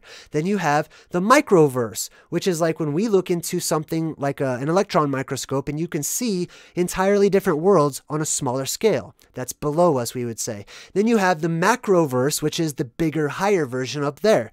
These beings used to be in their own mesoverse where everything was normal. However, comparatively speaking, their mesoverse is our macroverse, which means those beings above or in outer space are typically a lot bigger and more titanic and gigantic. So you could look at this as basically being a space bug or a space sea creature, a space whatever, whatever it is, it's some sort of alien creature that is from outside of our world, okay? And a lot of times they have this sort of pearlescent, opalescent color to them, sort of a blush, reddish, pinkish color sometimes. But look at this guy. He's exactly like what you would expect to look like. Oh, and Howard fights him with plasma, okay? Which is exactly the story that's been told in ancient Greek mythology. The Titans themselves were brought down by the plasma or by the Hecatenares, which is the 100-armed beast or 100-armed monster, as well as the Cyclops, okay? So the Titans were brought down traditionally by the Cyclops. Cyclops means circle eye, right? This right here being the circle eye, the one eye, the eye in the sky, the evil eye, etc., and so on and so forth. And then the 100-armed being that shoots out of the one-eyed being, right? That's the Hecatenares. Or the prefix, I believe in Latin, I could be wrong, but I believe the prefix for 100 is cent, C-E-N-T, just like 1 cent, right? American money, right? Or centipede, which means 100 legs, right? Or 100 feet, I believe. Or you have the centaur. Now, the centaur is a horse, a part horse. Take a look at this guy one more time. Let me see if I can find a better picture of him. And I want you to think about the centaur when you're looking at this guy right here, because that's basically what he is. I don't have a very good picture of his profile, so let me just show you the initial picture here. This one right here. So I believe this might be where we get this whole concept of the centaur from. Cent means 100, right? Tor means horned animal or bull, basically. Like Minot Tor was the bull of Minot, or the Minotaur. People call him as the Minotaur. Well, it could be an actual half horse and half human that's sitting on top, or it could be ancient people looked at these Fantazoids and they described them in the only familiar terms that they could possibly describe them as. In this case, they would see a creature. Now, imagine this. That creature is bending its back all the way up in order to stand up, right? Just like the tardigrade. I've shown you guys a lot of pictures of the tardigrade, how it very much looks like the what is the caterpillar that's on Alice in Wonderland? You know how he stands up? He's supposed to lay down and walk. That's how caterpillars walk. But in order to make him look more human, they bend him so he arches his back up, just like you would expect to see if somebody was trying to describe a being that normally crawls like that, but then it arches itself up for whatever reason. You know, I don't know why, but it could do that. And they could be describing these things as the ancient chimera or chimera, right? Beings of life, basically. I think that's what that breaks down into. But yeah, this is the ancient Fantazoids that people described in different ways. That the old knights put on special armor to go out and battle. Knights didn't put on their armor to go fight human beings like that, okay? It's very bulky. It doesn't really work. You can easily kill a knight if you're another human being without any armor at all. But the armor was used to face creatures like this one right here. So anyhow, this guy is definitely a Fantazoid who came down from the sky, and he has electric powers, as these Fantazoids do. Now, you know, there are various classes of Fantazoids, I believe. This is just one of the classes. This is the type of class that's probably the Predator class, the Hunter class, because you can tell a lot of times their faces open up, and they've got like, you know, extra teeth, sometimes a second mouth or a second jaw inside, and then sometimes even these sort of tentacle type things that come out. This is one type that I have seen. Now, where does this come from? This comes from our collective imagination. Okay, it comes from our collective intuition, our collective subconscious memories that we manifest all over the place because it's very real. It has a real place. Now, do the Fantazoids look exactly like this guy right here? Probably not, you know, but we've seen this general type of shape come from the same general type of concept over and over and over. So much so that we have to start questioning, is there something to this, right? So anyhow, this is definitely a Fantazoid class. Comes down. It's on a mission to destroy. It's the Predator class. So for those of you who are more familiar with the Bible, this would be your locusts of Revelation. I don't remember what chapter, but it's in the book of Revelation when the locusts come up. They're basically demons, just like this guy was described as being a demon, right? Coming up to plague and torment the bad guys of humanity, right? So look at him. Yeah, you can see he arches his back so that he can stand up like that. This is like a giant bug, you know. Not all of them look like giant bugs, but some absolutely do, which is why you have the insectoid concept of an alien race that's even in there. I mean, that sounds so ridiculous. You would think that people wouldn't even accept it. Like, okay, lizard people, all right, that's a stretch I could see. But then you've got like insectoids, you know. That's because the insectoid class is definitely one of the classes of Fantazoids, I believe. Jerry Light, you're very welcome. I just happened to see your, I can see you, I look in the chat and I see for @JayDreamerZ. So if you type in @JayDreamerZ, you get my attention a little easier. So I appreciate it. I'm going to jump in the chat here in a bit. I just want to make sure we cover everything first. So Howard the Duck definitely fights a Fantazoid, okay? Which means if you live through the plasma apocalypse, you might have to fight some monsters as well. Scary for some, exciting for me. I don't know what else to say about it. As you can see, boom, the one-eye symbolism right there, right? He even has the same, look at the tail. That looks like a scorpion tail, wouldn't you say? And the monsters of the book of Revelation are described as looking kind of like scorpions. Interesting.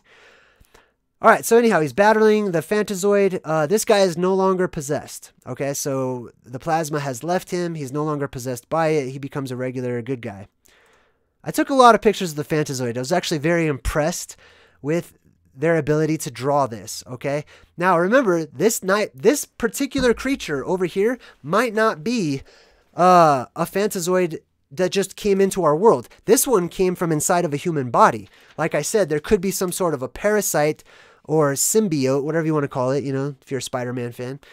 Some sort of a parasite that grows inside. If you're bitten by one of these particular things, if you're bitten by one, it's very possible that some sort of alien being could grow inside of you until it comes out. That's a terrifying thought, I know. But it's better to talk about and speculate on these things so that if they happen, we can be better prepared for what to actually do. Because unlike most people, I don't go to the movie theater to be mindlessly amused anymore. I can't. I find so much. This is a game to me. I'll admit it's very much fun. I have a great deal of fun doing this because it's real. When you can see everything as being real, then life becomes a lot more exciting. If you think this is going to happen, then all of a sudden, you're living on the edge. I'll tell you that much. Even if it never happens, you know, all this stuff makes us better people for exercising and stretching our creative minds to balance out all of our quote unquote knowledge that we've been fed our entire lives. But let me continue on. I'm digressing and going down a divergent path there for a minute. All right, so here's what happens. As you can see, he's got this sort of lobster-like claw. Like I said, I think a lot of the Fantazoids are directly related to our sea creatures, or vice versa, right? What happens is the Fantazoids come into our world, and they went from the macrocosm, which is the bigger universe, so they grow bigger. Just like when you put a goldfish into a larger fishbowl, it'll grow larger. If you put it into a smaller fishbowl, it won't grow that big, right? So you take the Fantazoids, these giant, titanic, otherworldly type of beings, you put them in our world, allow them to mate, allow them to procreate or to bite people and make more of themselves, basically. And guess what? They're going to acclimate to this world, to the microcosm. They're going to grow smaller and smaller and smaller as time goes on, because that's how things work in this particular world. This is a world of death. This is a world where things don't live forever. This is a world where things grow small. They don't grow big until the sky opens up, which is good news. But anyhow, I digress. So that looks like a lobster claw or a crab claw. And I'm pretty sure that our crabs and our lobsters and our octopi and all these other sea creatures are the remnants of ancient Fantazoids that survived, stayed in the ocean, and they continued to have babies that got smaller and smaller and smaller, which is one reason why I don't eat seafood. I think it's kind of gross, but hey, that's just me. All right, so anyhow, the crab claw reaches out, grabs Howard the Duck by the foot. There's this huge battle ensuing, and that actually reminded me of the graboids from Tremors, right? Those are the sandworms that pop up out of the ground, giant sandworms, which are also Fantazoids. And this guy just shoots it right out of his quote-unquote hand. Maybe that's a power that they have. Maybe that's an ability they have. You know, maybe that's like their tongue or something shooting out. It's not quite completely alien. We have worms and other types of strange animals that are here on our world now that seem alien, that can open up their entire faces and shoot out multiple like weird tentacles and things like that. All right, so that's just a random picture I took. This is the plasma beam being shot out. These are the people that are being struck by the plasma itself, not by the character in the movie. These are the people that are being hit by the plasma, right? Just because you're hit by the plasma does not mean you will die, okay? It is a possibility. I will put that out there, okay? But it all depends on very many things. We'll talk about that more on some future videos, but we're just going to break down the movie here. All right, so Howard the Duck is getting basically, he's fighting against the Fantazoid that has electromagnetic powers. Now think about this. Doesn't some of our ocean and aquatic life have electromagnetic powers? Think about the electric eel, right? I mean, if you saw Howard the Duck swimming around in the ocean and there was a giant eel that came up and started trying to shock him, you wouldn't think anything of it. You'd be like, oh, okay, well, yeah, it's an electronic eel. But isn't that weird to have an animal that's completely electric and has an electric field around it and can use the electricity to zap other things? Well, if we don't think that's a strange concept for the eel, why would that be a strange concept for any other type of a creature, right? If they're out there in space, and if quote-unquote space is an electromagnetic plasma-filled place, as I think it might be, well, it follows suit that many of those beings who come from space might have properties that are much like our sea life or the electric eel, right? Hey, Great Hope just donated $5 and says, life is fun.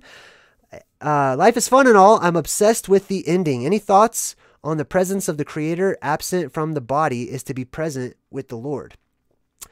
That's a great question. I'm going to answer all the questions at the end. That way we can keep with the flow of things.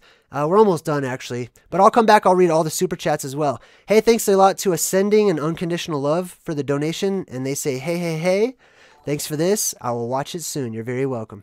All right, let's wrap things up here. All right, so basically everything's getting electrocuted. These people are turning a very interesting, like shimmering color, okay? And the ancient gods or the angels were also known as the shimmering ones, right? As was Jesus. That's literally what Christ means, is to shine, or the shimmering one, right? So he's fighting the Fantazoid. I probably took way too many pictures of the Fantazoid. I was really excited. I was like, oh my God, I forgot all about this. And I'm like, that's a Fantazoid. My kid was even saying it. He's like, that's a Fantazoid, Dada. And I'm like, you're darn tootin', that's a Fantazoid. Very proud dad moment there. All right, anyhow, he beats the Fantazoid with plasma. Okay, which is what the ancient stories say. Okay, the Hecatenaries, the 100-armed being, the centaur, whatever you want to call it, it defeats the titans of old, those giant beings that fell into our world, the Leviathan, the Behemoth, etc., basically turning a lot of them into stone, which is where we get the concept of mud fossils and mud fossilization, where the plasma comes down and petrifies.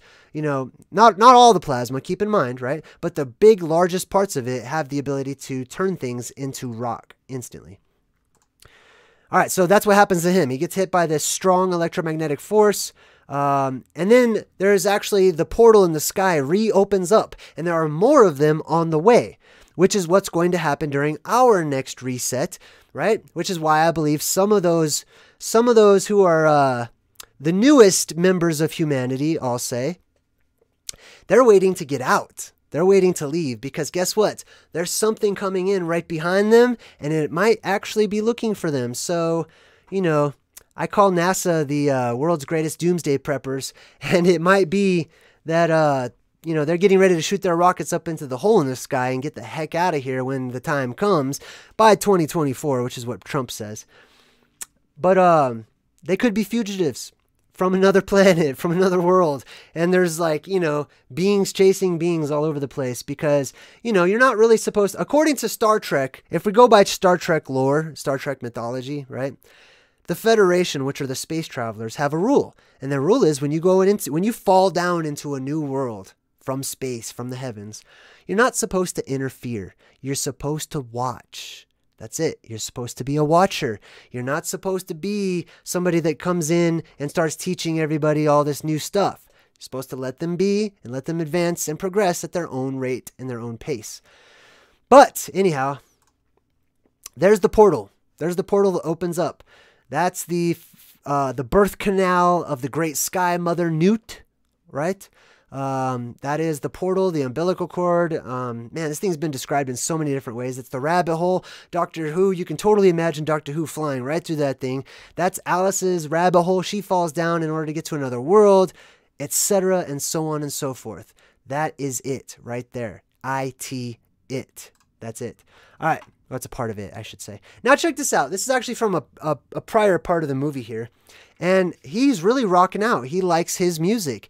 As a matter of fact, this is how they end the movie. They make a point that Howard, or the fallen one from some other world, this pure white being that comes down from another world, falls down from the sky, is very interested in music for some reason.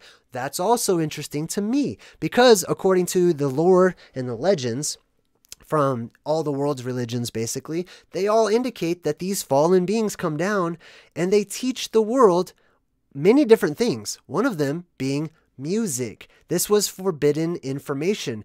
They're not supposed to do that. They weren't supposed to teach us how to beautify the face. They weren't supposed to teach us how to play musical instruments or anything, but some of them did, right? Remember, like I said, imagine if you could time travel. Imagine if you could go back in time before anyone knew about music or anything else. And then all of a sudden you introduced it to the world. Don't you think that might have you sitting pretty for quite some time, right? Of course, you know, you'll be a celebrity, you'll be rich, you'll be famous, you'll be powerful, etc. But music is also the manipulation of the air and the vibrations that are in the air all around us. Music doesn't have to be just songs that are sung or strings that are hit on a guitar. Music is just vibration in all of its wonderful forms. This guy's really interested in music, and he totally gets on stage and rocks out with Marty McFly's mom doing his own version of Johnny Be Good, basically. Like, that's all I see right there. I'm pretty sure Marty McFly had a red guitar just like that. I could be wrong, but yeah, these beings and their music, or their rock music, right, from the petrified beings. I just thought that was really cool. I like how they put that in there. And it's also symbolic of the angels, right? Coming down and teaching mankind how to play music. I don't know if you know this, but I talk about the Bible a lot. I've also been learning more about Islam. And in Islamic culture, in the end of the world, one of the signs is that the whole world is accepting of this concept called music, right? Music permeates the entire world before the end comes. Well, I'm pretty sure music permeates our entire world right now, doesn't it? So I took a lot of pictures of him, basically just rocking out here. All right, what I'd like to do now, and of course, you know, they stay together. Like this fallen angel and her, they're going to stay together, probably try to have little duck-human hybrids, okay? But they're not ducks, are they? I think we know what they are, right? Oh, I did also include this particular image because I wanted to say that the color green oftentimes will represent a place of safety in our world, specifically the very center or the North Pole, the quote-unquote North Pole. That requires a little bit further explanation, but I can tell you it's directly related with the Aurora Borealis and the Northern Lights. Look at him, rocking out like he's Marty McFly. So that was Howard the Duck. Let me make sure, I want to check my notes. I don't want to skip anything, and then I'm going to jump into the chat. If you have a question for me or a comment you'd like to hear me read, type in @JayDreamerZ, make sure it's spelled correctly. It'll highlight on my side, and I'll see it and read it too. All right, so we talked about Cleveland. That's why he went to Cleveland. The Pepsi logo, plasma apocalypse symbolism, the moon being seen on both worlds. Howard definitely admits Earth girls are hot, right? Earth girls are easy, as the movie is called. The lab guys, we talked about that. We talked about, Alpha Centauri. That's where they were actually aiming that laser. The scientists, they're like, we were aiming at Alpha Centauri. Well, Centauri comes from the word centaur, or 100 bulls, or 100 horns, essentially, right? I don't know, I was stretching that one a little bit, but the centaur is definitely mentioned in the form of Alpha Centauri, basically for six-legged Fantazoids, all right? I think a lot of them are six-legged, possibly more legs, but I think typically they have about 6 legs, right? That's how they're often depicted. Code Red is also mentioned in the movie. They say, Code Red, Code Red. Like, that means the stuff has hit the fan. Things are going bad. That's why it's Code Red. Red is associated with all hell breaking loose, basically, which is what exactly happens. Demons come into the world. It's hell on earth. You know, hell has frozen over, basically. Like, well, I don't know if that was a good one, but you know what I mean. Got carried away with my analogies there. We talked about the hot tub time machine and the hot tub symbolism of the oceans boiling away. Now, maybe not all the oceans will boil. However, enough ocean has boiled that people in ancient times have written about it and recorded it as the oceans boiling up. Now, a lot of people out there will think about the end of the world, and they'll say things like the ocean's boiling as if that's some sort of a ridiculous concept. Probably thinks the oceans are going to boil too, huh? Yes, I do. That's what I have to say to all that, because this is all true. This is all stuff that resonates with all of us. We know this is all true, at least in the very back of our minds. At the very least, you have to admit it is entertaining. And if it is entertaining, it is entering into you and detaining your mind for a reason, because it's truth. And truth is the only thing that is that powerful to have that type of an effect on you, to entertain you, to keep you pleasantly... You're pleased with the movie that you're watching. Not just because, oh, that was just an interesting series of events that was stringed together. It's because it's true. That's the root of all these movies. Fantasy, science fiction, comic books, it doesn't matter. It's the root of all of it is truth. That's why you like them. That's why they're good. That's why they resonate with people, right? It's not just a cool, badass movie from the 80s that is about Howard the Duck, who's this duck from another world that just kicks butt with quack foo. Yes, that in itself is a pretty cool thing, but all this stuff resonates with us. All right, that's the deeper level of it. The scientist does say, my eyes. There's one guy, he gets hit by the plasma. He's like, my eyes, my eyes. That's because the plasma, probably, in my opinion, enters in through the eyes. Goes in through the eyes and connects to the brain. Let's see, the doc is possessed, scientist to waitress. Oh, check this out. So the scientist, right? You know, the principal on Ferris Bueller. Forgot his name. Anyway, the scientist says to the waitress, where'd it go? You are about to witness the end of the old world and the birth of the new. That's where this comes from. You don't live in the new age right now. Okay. I know a lot of people are out there saying like, oh, we're already in the new age. We're already there. The world's already this and that. Yes, absolutely. The world is taken over. There's a system running it. There's a big, well-oiled machine taking care of things right now. That is not the new age. There's nothing new about this, okay? That's the way it's been for a very long time. We just threw in some technology into the mix, okay? The world has been this way for a long time. There's nothing new about the world right now. Once this all happens, you will see the whole world change. It will be a very obvious thing. It's not going to be this slow frog in a pot tactic that's been used on us for the past, who knows how many millennia. But this is going to be a worldwide changing event. Then it will be a new world, okay? That's my opinion on that particular thing. All right. The Dark Overlord, which is what the bad guy's called in the movie, the Dark Overlord, makes everything in the cafe float. I already talked about that. I think we're done. I'm pretty much done with my notes. All right, cool. Let me jump into the chat. Hey, I hope you guys enjoyed that presentation. I took as many images as I could because I know last time I forgot to upload some of the images that I had. So we didn't get all the images that I wanted to, but I'm in the chat right now. And it looks like the chat's open up to everybody. I was actually going to do members only this time, but I must have forgotten about it. So no worries. That's totally fine with me. I like having everybody in the chat from time to time, as long as everybody keeps it clean and positive, basically. Good vibes in the chat. That's the only rule. All right, so I'm in the chat. Let me scroll up a little bit to see if anybody has said at JayDreamerZ. Jay Johnson says, at JayDreamerZ, how do I become a member? If you'd like to become a member, Jay, just go to my main channel, the main page, and there should be a button right towards the top that says join. Sometimes it's also underneath the video as well. There's a join button there. I also believe there's a link in the description. So thank you very much. Hey, I want to say thank you, by the way, to everybody who is a member. I didn't expect to have so many people join as members, and it's really, honestly, very humbling and amazing. So with that being said, I do want to give a shout out to the newest members and the people who have given super chats today. I want to say thank you and welcome to Nicole Charles, Great Hope. Those are our two brand new members that we have. I want to say thanks to Red Monarch for the $2 donation. He says, hail the duck. He also gave another $2 donation and says, the tower is a ... Look, I have a big C. Johnson. I think he's probably saying that there was a tower that was used as like a sexual reference or something. Plain View, thank you for your donation. Great Hope says, life is fun and all, but I'm obsessed with the ending. Do you have any thoughts on the presence of the Creator? Absent from the body is to be present with the Lord. Yes, I do have thoughts on that, just real quick. So basically, it's my belief so far that your soul or our spirits, etc., is a form of energy that is very much like the plasma that comes down, if not possibly the same thing. So whenever you leave this corporal body, you go out and you basically merge with the rest of the electromagnetic force or the plasma force or the other spirits, or, you know what I mean? It's seen as so many different things. But this, having a body, is a way to have an individual experience that is apart from the connectedness of all things. And that's a part of the fun. So that's my response to that. Thank you very much. Ascending to Unconditional Love donated and said, hey, thanks for this. I'll watch it soon. That's good. I'm glad you guys like what I do. That's great.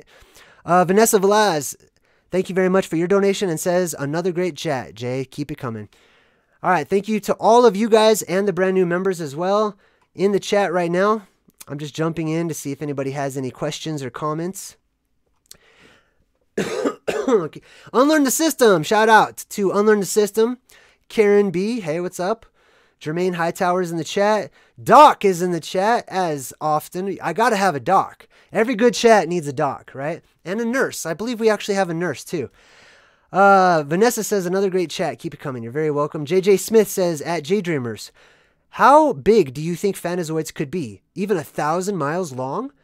All right, well, check this out. JJ, I did a whole video on the Fantazoids, the different classes. Specifically, if you want to see how big they can get, just go watch my video about Godzilla and the new Godzilla movie and the symbolism that's in there. That's actually one of the segments that I did that got me to want to do this segment, the Truth in Movies, right? Because Godzilla was so packed full of that stuff. I'll probably make a Truth in Movies playlist, and I'll put that Godzilla one on this playlist as well. But think of Godzilla. Think of the Cloverfield, right? Cloverfield movies. That's about as big as you can expect on the grandest scale of things. The Titans of old are very real, okay? That is not some old wives' tale, something that never happened that we just made up in order to tell children, in order to keep them amused. No, man, those are all real stories about the Titans. And it's not just bipedal Titans that can exist, right? If a humanoid type bipedal being can grow out there to be that large, right? Or even in here to be that large, as well can the sea life or the space sea life or the insect life, etc., right? So really, there is no limitation on it. I'd say the only limitation to how big it is how big it can grow within the confines of whatever world it's in, just like the goldfish. Hope that helps to answer your question. Adam Walsh is in the chat and says, where'd he go? Hey, what's up, Taurus? I saw your thing there. Adam Walsh says, at JayDreamerZ, where do you take movie suggestions? The Green Beautiful, 1993. Well, I don't take them here right now, but what I'm going to be doing is, after I do a few that I really wanted to do myself, is I'm going to open up, what do you call it, a poll. I'm going to take a poll in the community tab on my main page. There's a little community tab, and you can click on that, and I'm going to poll all of the members of my channel and say, hey, what movies would you guys like to see me break down? You know, because there's really just an infinite supply, an infinite number. I would imagine I'll be doing this segment for quite some time. I have a lot of fun doing it, believe it or not. Lotus Film Studio says at JayDreamerZ, aloha from Hawaii. Aloha! I've never been to Hawaii, man. Gosh, I want to go to Hawaii sometime. It looks so nice. Actually, I did a video about Hawaii because I believe that's where they filmed Jurassic Park. And I found one of these mud fossilized titans in that particular area, but I digress. All right. Aloha from Hawaii. I have a house in Hooper and been to Garden of the Gods, and I loved it. For those of you who don't know, the Garden of the Gods is right here where I live in Colorado Springs. And it's really quite amazing. I think I've actually posted some videos about it. What is your favorite movie of all time? I hope to meet you sometime. Well, that's a great question, and I hope to meet you too sometime. I have met some of you guys already. It's very fun.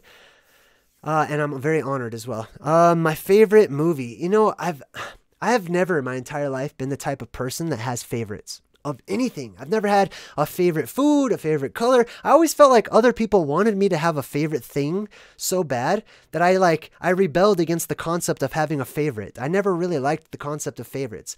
But I do have some that are like, you know, up there in my top list or whatever. I can tell you right now, just some things that come to my mind. Back to the Future. Back to the Future is definitely one of my top favorite movies. I can watch that movie over and over and over again. In any of the Indiana Jones movies, a lot of the 80s and 90s movies I really liked a lot. But I've got so many. Honestly, there are so many different movies that I really like a lot. My favorite types of movies, I'll tell you right now, are kind of like Howard the Duck. My favorite types are those ones that weren't blockbuster, they weren't super popular. As a matter of fact, they've all but been lost to time. But they're so good, and they're so different than all the other movies. Flight of the Navigator, you know, that one just came to my mind. That's one that not a lot of people know about. Those types of movies. All right, let's see. We also have... Let's see. Sorry, the chat. I'm trying to keep up with the chat here. Misty? Was that who was next? If I skip you, I'm totally sorry. Just go ahead and rewrite your comment. Misty Vortman says at JayDreamerZ, check out the movie Ants with a Z at the end. Interesting, right? Yeah, actually, I probably will rewatch that movie sometime. I have seen Ants, though. We've got Spoigi. Is that how you say that? Oh, Taurus, thank you. Taurus donated $5 and says, just because. Hey, I really appreciate that, man. That's very awesome. You guys are very amazing. Spoigi says, at JayDreamerZ, I love these movie analysis streams. How about Flight of the Navigator? Didn't I just mention that one? Ooh, I don't know. Could be synchronicity. All right. Yes, I'll definitely consider that one because I love that movie. JJ Smith says at JayDreamerZ, thanks, bro. I love these videos that I've seen so far. You're awesome. Thanks for all that you do. Hey, JJ, thank you. I really appreciate it. I also want to say a big shout out to some of those people out there who have made their own YouTube videos, you know, just giving me a shout out and just saying, hey, you know, like, check out JayDreamerZ channel or whatnot. There are some people out there. who meditate on my behalf and do some really awesome things to like send me good energy. Oh, and honestly, sometimes it makes me want to cry. Like I am so happy, and it makes me feel so good because you can start to feel very lonely in this world. You know, you can feel like you're the only one. You can feel like, you know, nothing matters because the world's just so messed up. But then when people like that, like you guys, reach out and just let me know and let one another know, like, hey, we're all in the same boat. Hey, we're all interested in the truth. Hey, we're all going the same way. We all want good vibes, man. You're doing a great job. I love that. You know, I need that. And so do a lot of other people out there. Ricky Martinez, hey, just donated $5 and says, peace and good vibes to all my like-minded people out there. Great live stream, Jay. Talk to you all next time. Thanks a lot, Ricky. I appreciate you guys. Hey, you know, every once in a while on my live streams, I like to just flood the chat with nothing but positive emojis. Let's go ahead and do that right now. I'm going to go ahead and kick things off real quick because we're going to wrap things up soon, and I want to end things on a great note. So just like you have the final fireworks at the end of the show, let's go ahead and get some good vibes in the chat. Good chat, good vibes from the Mad Chatters. And I do have a lot of different emojis. I've actually, we got some new members, so I was able to update the emojis. Here, I'll just go ahead and put a bunch of them in there. There you go. And then, of course, this one is myself. I don't know if you know that, but this one is me. So I did put a little emoji of myself in there. Anyhow, good vibes to everybody. Regardless of whatever your beliefs are, you know, it's not about us being different. It's not about, you know, like, I believe this. Well, I think it means this. Well, I think it means that. No, man, it's about love and peace and strength and coming together, you know, because ultimately there are more of us than there are of them. Infoliger says, you made 7 stars at JayDreamerZ. It's so funny, like everything I do, when you have a public platform, people are like, there's probably people out there that have a magnifying glass like up to my face, like checking things out to see, you know, it's so funny to me. I love it. But hey, even the people out there that do websites and they're like, you know, JayDreamerZ voice is, what was it? Matthew Broderick synthesized with somebody else. I'm honored. I think it's cool. I think it's weird, but I think it's cool. So honestly, it's great. So, Woke. Hey, somebody in the chat has the name Woke. I like that. Woke says at JayDreamerZ, have you seen the reptilian human blinking? I have. I've actually seen that video where the guy does one of these numbers and the eye does that. That's pretty interesting. Jay, hey, there's some cool names in the chat, man. Jay says at JayDreamerZ, when do you do mud fossil videos? I love those. I just, you know, whenever. I don't like schedules, honestly. I'm not a big schedule person, so if you like catching my live streams, that's the only time I actually do recommend you click on the bell or whatever. That way you can be notified. It doesn't seem to work all the time, but that's the best you can do. That's the best I can do, you know, because I'm not in charge of YouTube. But yeah, I talk about mud fossils quite often, and it's very much, I have a whole playlist with probably, I don't know, 50 to 100 videos about mud fossils. Lotus Film Studio says, at JayDreamerZ, thank you kindly. Anytime you come to Hawaii, let me know. I think that's very kind of you to say that. Thank you. Speaking of mud fossils, I did want to put this out into the universe. I'm interested in possibly teaming up with Mud Fossil University. So Roger, if you're out there watching, I'd love to team up with you and Michael Tellinger to possibly do a little combo work, you know, maybe a documentary or something that we all have something to add to the table. So I did want to throw that out there. And if you guys want to remind those people as well, that might be helpful. Great Hope. Hey, one of the new members. Welcome. Says JayDreamerZ. Have you seen the movie The Fountain starring Hugh Jackman? I have seen that movie. I actually include a clip on my Tuesday Sylvan Lining segment. The intro to that has a clip from The Fountain. You'll probably see it. But I must admit, I haven't seen the movie in quite some time, so I'm going to have to rewatch that one. I do remember it being highly esoteric, but I'm going to have to rewatch that one so that I could talk about it. Jay says, JayDreamerZ, well, get busy. Get busy on one, please. Misty Vortman says, JayDreamerZ, I can send you a list of truth in video games one day if you want. Hey, that would be helpful. Because I don't have enough time to really look into the video game aspect of it. You know, I'm not a huge gamer. I used to play a lot of games when I was a kid, but I absolutely have seen and come across video game after video game, especially as they get better and better at their presentations and making video games look more and more real. They are incorporating so much more stuff. Like, for example, Fortnite. Fortnite, some people might think is some passing trend and some stupid millennial Gen Z video game or whatever. But man, I could just watch people, you know, I could just watch some of the highlights of people playing Fortnite because of the weird things that happen in that game absolutely reflect the weird things that are happening in our world. Thrive Mind. Hey, what's up, Thrive Mind? Says, at JayDreamerZ, shout out from Aurora. Hey, Aurora, Colorado. Been subscribed for a few months and appreciate your point of view. Well, it's nice to meet you, man. Maybe someday we can actually meet up in real life. I like sometimes I'll go to Denver and, you know, meet some people out there. And sometimes people actually stop through town, and I've met people here as well. Larry Pierce says at JayDreamerZ, your videos are always dope. Keep up the great work. Keep giving people that information. That makes me feel good. I don't know what to say about it. Man, it really makes me feel good. I get like a kid again. Man. And it's not just because, you know, I mean, who doesn't like getting compliments, right? Of course, like, yes, it feels good to do that, but it also feels good when what you're doing is for a higher purpose, you know, something better. And I'm so glad that I can present things like this, and you know, you guys can see it. You have the eyes to see, you have the ears to hear. You can put together these various puzzle pieces, and you're mature enough, many of you out there are mature enough to just take what resonates and just keep the rest aside, you know? You don't just throw it all out, throw out the baby with the bathwater, so to speak, right? To coin that term. Let's see. What about Zelda Breath of the Wild, says Great Hope. You know what? I used to, back when I had Facebook, I don't have Facebook anymore, but back when I had Facebook, I used to actually post clip after clip of me playing Zelda Breath of the Wild. That is one of the games I play. And I'm actually teaching my son to play that game so that he can learn hand-eye coordination, and it's teaching him how to read and all this really cool stuff. I very much support the playing of video games to a certain extent. Earth Rain Dove 2 says, good vibes. Hey, good vibes to you too. Matter of fact, let me put some good vibe fire in the chat for you. All right. Parzival Scorpius says at JayDreamerZ, maximum overdrive. Oh, thank you.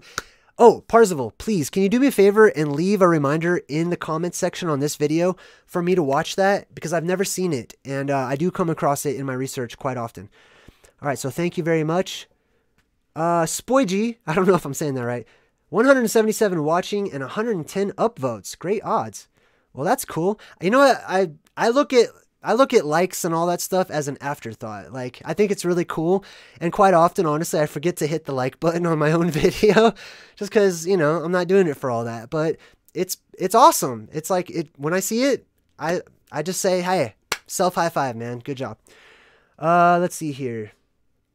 Love, peace, and fish grease, says Larry Pierce. All right, guys, we got to wrap things up here in a minute. So we'll give it 5 more minutes. I'm going to wrap things up. Just for the sake of people who watch in the future, you know what I mean?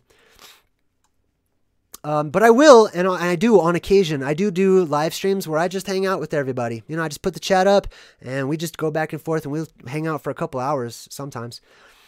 David Tibble7 says at JayDreamerZ, do you know that in the book of Baruch, that it describes 48,000 titans that lived on the earth on one time? I believe titans exist outside the ice wall. Well, I do too. I think you're right on with that. I actually think there's still titans that exist in the underworld right now, and possibly even above us on the inverse side of the dome. But absolutely, I think that life, like I said, outside of this world, especially going up, gets us into the macrocosm, or the greater, grander, bigger picture. Now, I want, for many of you who are fans of my channel, or you like to catch all my different live streams, the next live stream I'm going to do, I'm very excited to talk about, and I'm very eager to do this next video. I might even do it tomorrow. I don't know. But it's going to be Space is White, question mark, exclamation mark. I don't know what I'm going to call it, but it's going to be about space being white, and it's going to be very compelling and interesting. All right. Let's see. Earth Rain Dove says, always recommend you, JayDreamerZ. It feels great. Thank you very much. Lots of positive emojis in the chat. All right, I think it's a great time to wrap things up. I'm going to go ahead and roll the credits. Stick around, listen to the music. I happen to just love the music that I picked for the credits. Kind of reminds me of, some like cross between Willy Wonka, Beetlejuice, and I don't know, lots of other stuff. I like finding unique music for you guys to listen to. Anyhow, with that being said, you're very welcome, JJ Smith. I'm glad that you guys were able to partake. I don't always open up the chat to the public. I just happened to forget this time, but I let it roll because, why not, right? Anyway, I love you guys. I'll see you guys another time. Have a great week. I'm JayDreamerZ saying good vibes and goodbye.